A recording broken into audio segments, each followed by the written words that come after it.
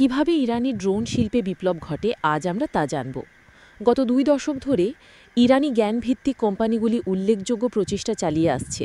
Smart কৃষি, পণ্য পরিবহন, সামুদ্রিক মিশন, সেই সাথে উদ্ধার ও ত্রাণ কার্যক্রম সহ বেসামরিক উদ্দেশ্যে বিভিন্ন ধরনের ড্রোন ডিজাইন, নির্মাণ এবং ব্যবহারে নজরকাড়া অবদান রাখছে এসব কোম্পানি।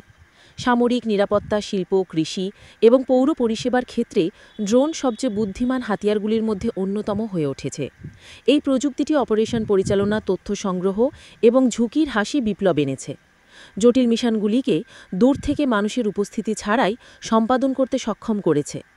তেহরান টাইমসের খবরে বলা হয়, দেশে দূরচালিত আকাশযান প্রযুক্তি দ্রুত অগ্রগতি অর্জন করেছে। ড্রোন সামরিক হাতিয়ার থেকে পুরোপুরি রূপান্তরিত হয়েছে। এখন কৃষি, ত্রাণ বিতরণ ও উদ্ধার অভিযান, ম্যাপিং এবং পরিবেশ সুরক্ষায় মূল খেলোয়াড় হিসাবে স্বীকৃত আকাশযানটি। বর্তমানে ইরান কেবল ড্রোন শিল্পে স্বনির্ভর নয়, বরং ড্রোন প্রযুক্তির অগ্রভাগে থাকা দেশগুলির মধ্যে রয়েছে দেশটি।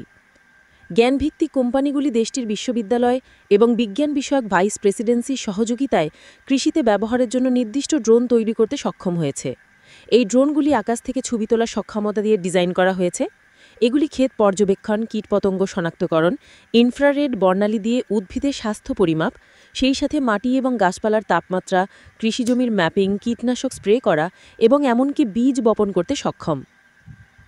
এই ড্রোনগুলিতে সাধারণত multispectral camera, normalise difference vegetable index sensor, সুপ্রসিদ্ধ জিপিএস সিস্টেম এবং তরল স্প্রে করার জন্য ট্যাঙ্ক থাকে। কৃষিতে ড্রোন ব্যবহারের প্রধান লক্ষ্য জমির উৎপাদনশীলতা বৃদ্ধি, পানি এবং কীটনাশক ব্যবহার কমিয়ে আনা, মানব খরচ কমানো এবং খামার ব্যবস্থাপনায় নির্ভুলতা বাড়ানো।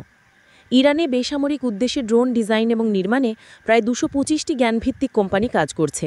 এই কোম্পানিগুলির উৎপাদন এবং পরিচালনার জন্য সরকারি লাইসেন্স রয়েছে। কৃষিক্ষেত্রে স্টার্টআপ এবং প্রযুক্তি কোম্পানি সহ 5 শতাধিক জ্ঞানভিত্তিক কোম্পানি কৃষি খাতে কাজ করছে। এর মধ্যে 10টিরও বেশি কোম্পানি কৃষি ড্রোন তৈরি ও সম্পর্কিত পরিষেবা প্রদানে বিশেষজ্ঞ।